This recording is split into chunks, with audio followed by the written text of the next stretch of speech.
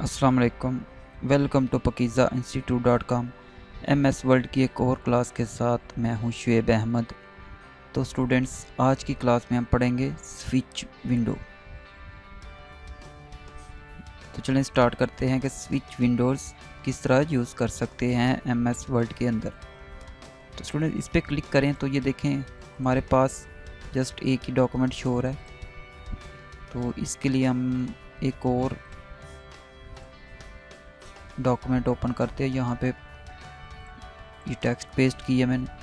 Again आते हैं view tab पे, देन स्विच विंडो पे।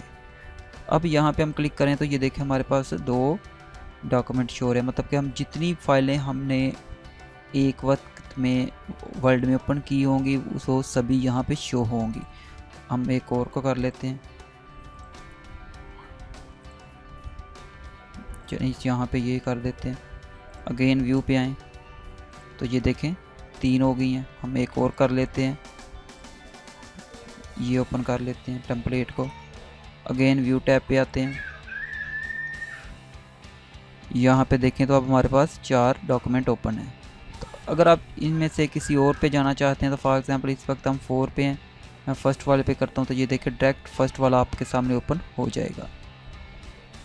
ऐसे ही स्टूडेंट्स अगर सेकंड पे आप जाना चाहते हैं तो ये सेकंड पे क्लिक करें तो ये आप सेकंड डॉक्यूमेंट पे आ चुके हैं।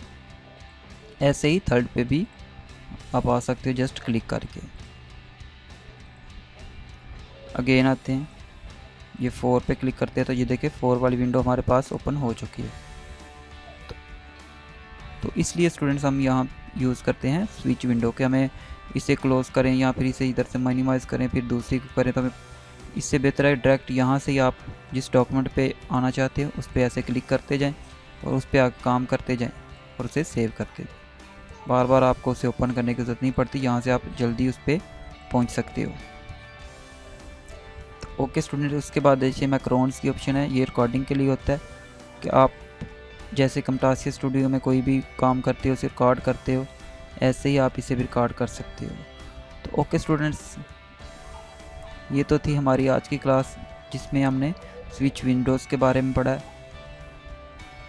वीडियो को लाइक एंड शेयर ज़रूर करें और अगर आपने अभी तक हमारे चैनल को सब्सक्राइब नहीं किया तो काइंडली चैनल को सब्सक्राइब करें।